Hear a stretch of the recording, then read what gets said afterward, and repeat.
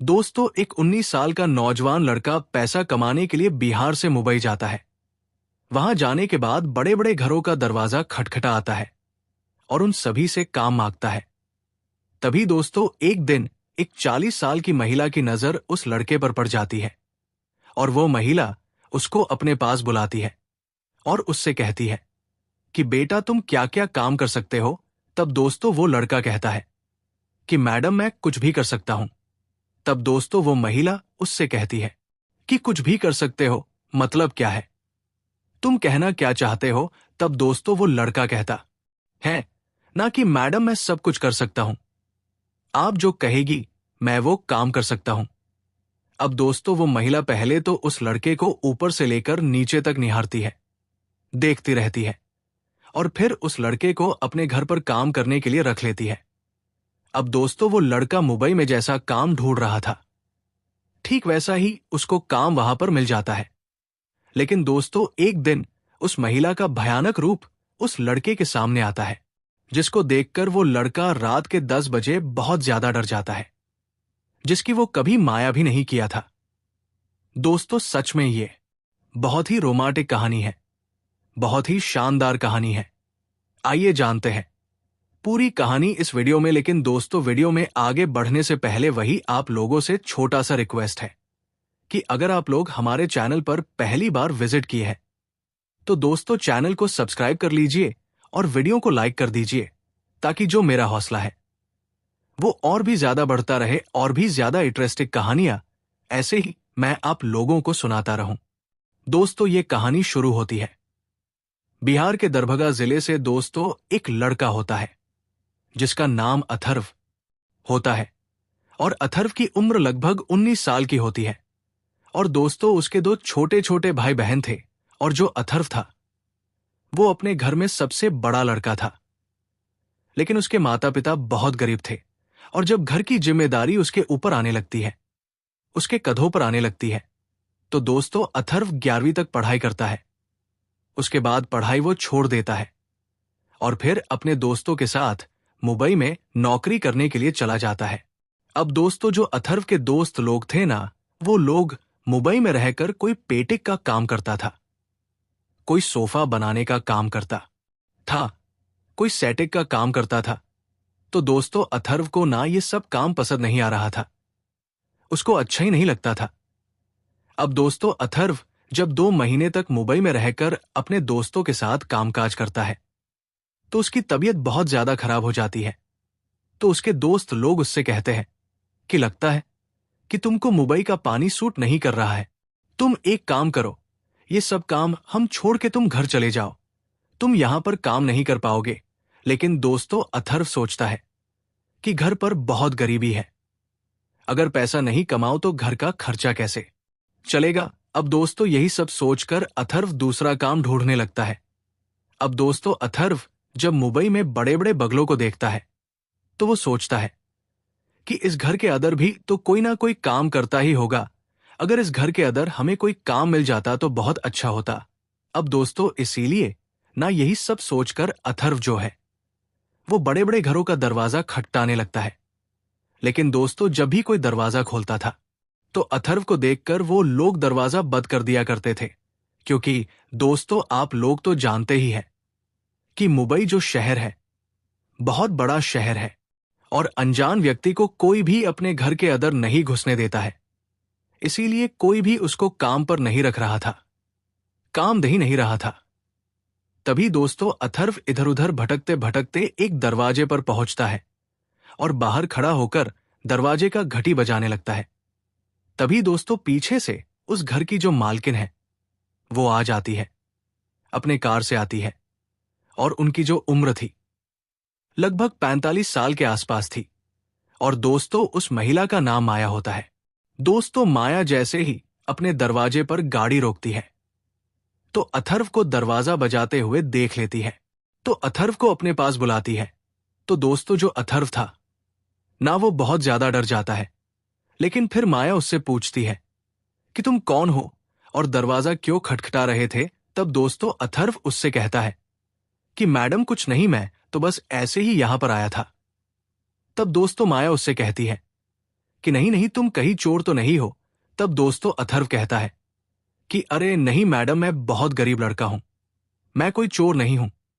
मैं तो दरवाजा इसलिए खटखटा रहा था ताकि कोई अदर से आएगा तो मैं उससे पूछूंगा कि अगर घर में कोई काम होगा तो मुझे बता दे, मैं काम करने के लिए तैयार हूं, मुझे काम चाहिए। तब दोस्तों माया उससे कहती है कि घर के अदर कोई नहीं रहता है, मैं इस घर की मालकिन हूं, ये जो घर है वो मेरा है। अगर तुमको काम चाहिए तो तुम मुझे बताओ कि तुम क्या काम करते हो।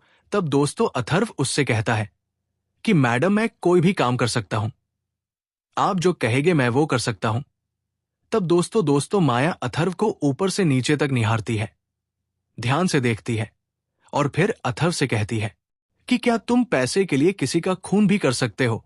अगर मैं तुमको 4 करोड़ रुपए किसे दिलवा आगी, किसी से पैसा तुमको मिल जाएगा 4 करोड़ रुपए, तो क्या तुम किसी की जान ले सकते हो?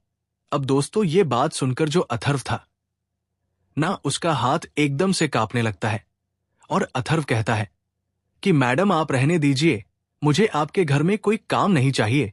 दोस्तों जो अथर्व था ना, वो बहुत ज्यादा डर जाता है और अथर्व माया से कहता है कि मैडम मैं पैसे के लिए किसी की जान नहीं ले सकता हूं, आप कहेगी तो मैं आपके घर का काम कर सकता हूं, लेकिन ये सब मेरे माँ बाप नहीं सिखाए हैं, मैं ये सब नहीं कर सकता हूं। दोस्तों अथर्व माया के सामने हाथ जोड़कर उनसे कहता है कि मैडम मैं यहां से जा रहा हूं, मुझे काम नहीं चाहिए। तभी दोस्तों माया उसको अपने पास बुलाती है और उससे कहती है कि मैं तुम्हारा परीक्षा ले रही थी, मैं सोच रही थी कि कहीं तुम भी उन्हीं लोगों में से तो नहीं हो जो पैसे के लिए कुछ भी कर सकते हैं। कोई बात नहीं, तुम्हारा व्यवहार मुझे बहुत अच्छा लगा है, तुम हमारे घर में रहकर काम कर सकते हो, मैं तुमको काम पर रख सकती हूं। तब दोस्तों अथर्व पूछता है ना कि मैडम मुझे क्या काम करना होगा। तब दोस्तों माया कहती है कि ज्यादा कुछ नहीं है, घर की साफ सफाई करना है, घर का देखरेख करना है, बस घर के अंदर ही तुमको काम करना है और सैलरी की कोई बात नहीं है, तुम जितना सैलरी कहोगे मैं तुमको दे दिया करूंगी। तब दोस्तों अथर्व कहता है ना कि मैडम ठीक है, मैं कल आपके घर पर आऊंगा और सारा अपना सामान लेकर आऊंगा, तो कल से काम शुरू करूंगा। अब दोस्तों इस तरीके से जो माया थी अपना कार लेकर अपने घर के अंदर चली जाती है और जो अथर्व था वो दरवाजे से ही वापस अपने दोस्तों के पास चला जाता है और अपने दोस्तों के रूम पर जाकर उनको बताता है कि भाई हमको बहुत अच्छा काम मिल गया है, मैं कल से अब वहीं पर रहूंगा। अब दोस्तों इस तरीके से अथर्व अपने दोस्तों के रूम से सारा सामान अपना एक बैग में पैक करता है और पैक करने के बाद अगले दिन माया मैडम के घर पर पहुंच जाता है। दोस्तों अथर्व जब माया के घर पर आता है तो देखता है कि जो माया का घर है वो बहुत आलीशान है, बहुत घर के अंदर वो अकेली बैठी हुई थी, उसके अलावा घर में और कोई भी नहीं था। अब दोस्तों इस तरीके से अथर्व जब पूरे घर को देखता है तो घर दिखने में ऐसा लग रहा था जैसे कई महीने से घर की साफ सफाई नहीं हुई थी। तो दोस्तों अथर्व न सुबह से लेकर शाम तक घर की साफ सफाई करता है और जब शाम हो जाती है तब दोस्तों माया मैडम अथर्व से कहती है कि अथर्व तुम खाना भी बना लेते हो। तब दोस्तों अथर्व कहता है कि नहीं मैडम, मुझे खाना बनाना तो नहीं आता है, लेकिन मैं खाना बनाना अभी सीख रहा हूं और जल्दी मैं सीख जाऊंगा। तब दोस्तों माया मैडम कहती है कि कोई बात नहीं है, तुम मेरे साथ किचन में चलो, मैं खाना बनाती हूं और तुम देखते रहना, मैं तुमको सब कुछ सिखाती रहूं, घी बताती रहूं, घी तुमको भी अच्छा लगेगा, तुम जल्दी सीख जाओगे। अब दोस्तों अथर्व माया के साथ किचन में चला जाता है और जब माया उसको एक एक चीज के बारे में समझाने लगती है, बताने लगती है, तो अथर्व को बहुत मजा आने लगता है। दोस्तों अथर्व माया के साथ एकदम से घुल मिल जाता है क्योंकि दोस्तों उसको वहां पर एक बहुत बड़ा बंगला मिल गया था, काम करने के लिए आलीशान घर मिल गया था, उसमें रहने के लिए उसको इजाजत मिल गई थी, तो उसको किसी चीज की कमी नहीं थी। वो बहुत यही सब सोचकर खुश महसूस हो रहा था, उसको खुशी महसूस हो रही थी। अब दोस्तों इस तरीके से जब खाना बन जाता है तो दोनों लोग बैठकर खाना बना खाते हैं। तभी दोस्तों अथर्व माया से पूछता है कि मैडम इस घर में आपके सिवा और कोई नहीं रहता है, क्या तब दोस्तों माया उससे कहती है कि नहीं अथर्व, इस घर में मैं अकेली ही रहती हूं, मेरा कोई भी नहीं है। तब दोस्तों अथर्व पूछता है कि क्यों मैडम? तब दोस्तों माया कहती है कि मेरी किस्मत ही ऐसी है, मेरी जिंदगी में जो भी आता है वो मुझे छोड़कर चला जाता है, और देखना एक दिन तुम भी मुझे छोड़कर चले जाओगे। अब दोस्तों इस बात को सुनकर अथर्व थोड़ा सा हैरान हो जाता है और फिर बोलता है कि मैडम आप ऐसा क्यों बोल रही है? तब दोस्तों माया उससे कहती है कि देखो अथर्व, मुझे एक बीमारी है और वो बीमारी अक्सर रात को उभर जाती है। मैं बहुत परेशान हो जाती हूं, इसीलिए लोग मुझसे परेशान होकर मेरा घर छोड़कर चले जाते हैं। अब दोस्तों अथर्व जब ये बात सुनता है तो वो बहुत सोच में पड़ जाता है कि भाई आखिर ऐसी कौन सी बीमारी है जिसकी वजह से घर के सभी सदस्य लोग इनको छोड़कर चले जाते हैं। लेकिन दोस्तों वो कुछ बोलता नहीं है और फिर दोनों लोग बैठकर वहां पर खाना पना खाते हैं। और जब रात होती है तो माया अथर्व से कहती है कि तुम एक काम करो, तुम मेरे बिस्तर के बगल में एक चरपा बिछाकर यहीं पर तुम भी सो जाओ, मुझे अच्छा लगेगा। तब दोस्तों अथर्व कहता है ना कि मैडम मैं आपके कमरे में इस तरीके से सोऊंगा तो कोई मेरे बारे में क्या सोचेगा और आपके बारे में क्या सोचेगा।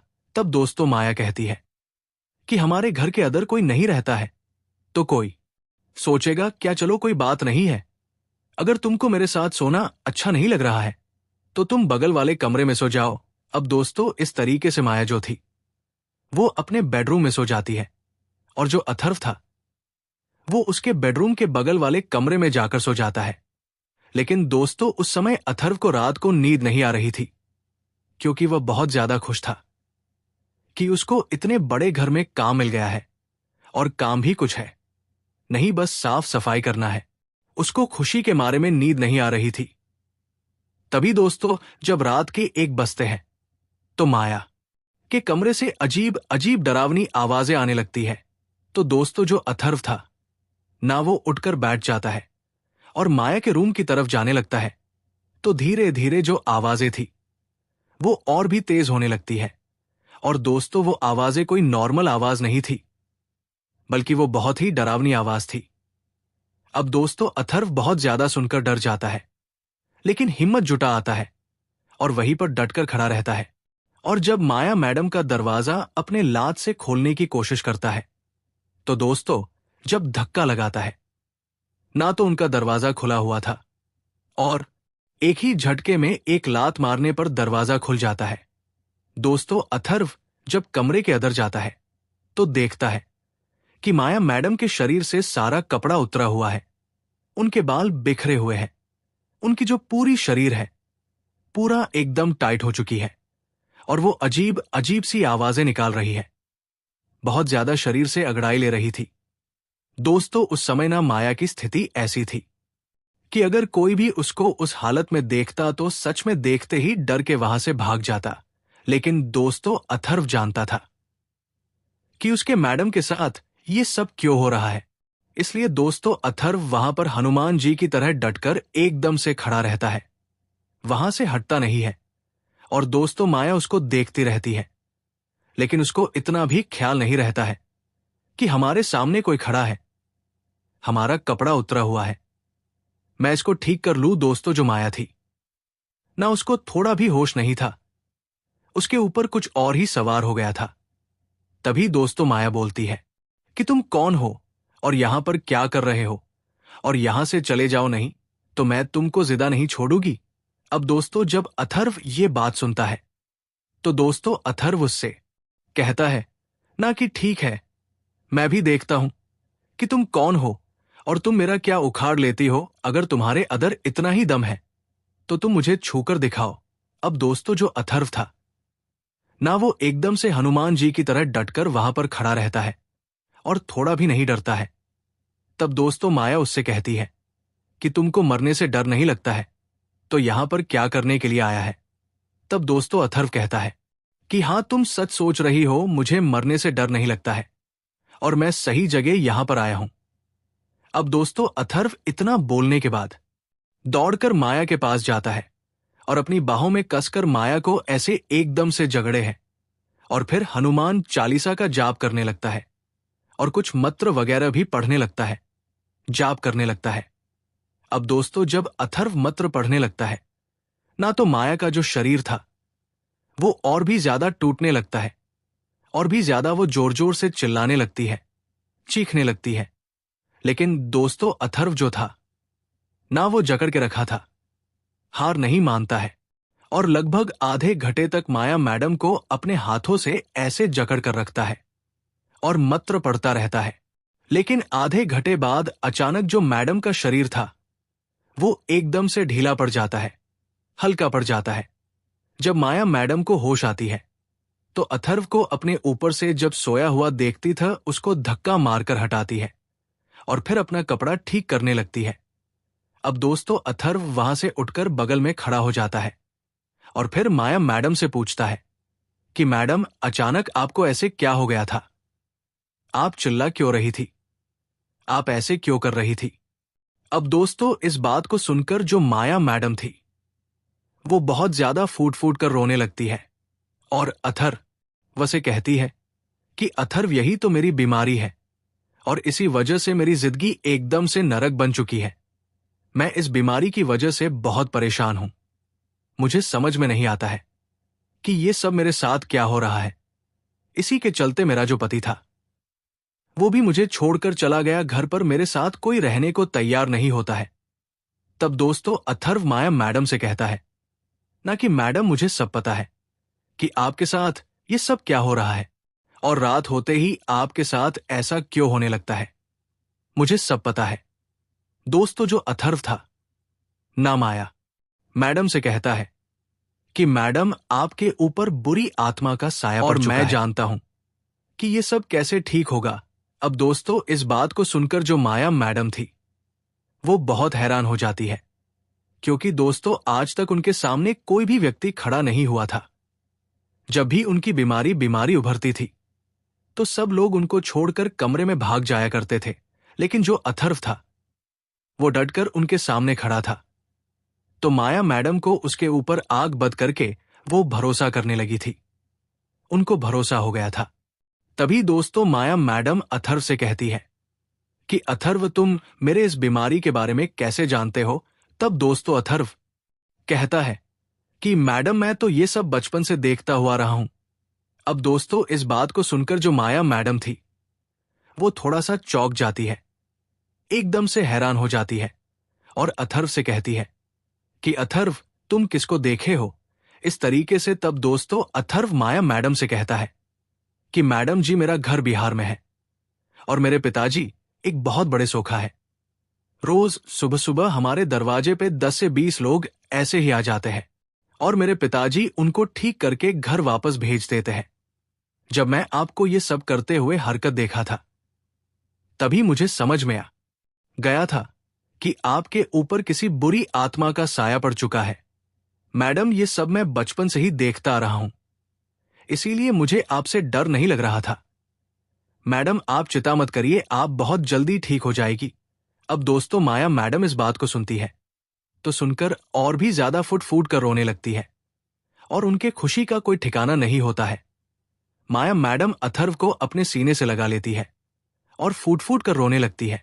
और दोस्तों, उस समय ना माया मैडम ये भी ध्यान नहीं देती है कि जो अथर्व है उनका नौकर है और यहां पर नौकरी करने लिए आया है। तभी दोस्तों, माया मैडम कहती है कि अथर्व, मुझे तुम्हारी बातों पर यकीन नहीं हो रहा है।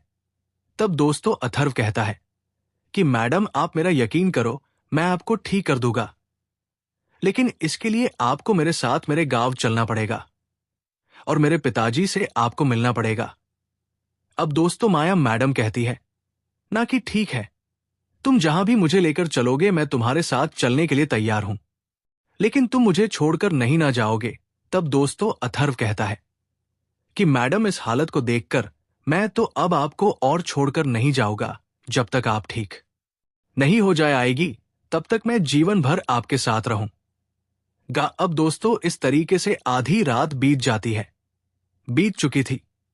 तो फिर माया मैडम अथर्व से कहती है कि अथर्व, तुम एक काम करो, मेरे बगल में खटिया बिछाकर सो जाओ। मेरे पास रहोगे तो मुझे डर नहीं लगेगा दोस्तों अथर्व भी मना नहीं करता है और उनके बगल में खटिया बिछाता है और वहीं पर आसपास में ही दोनों लोग सो जाते हैं।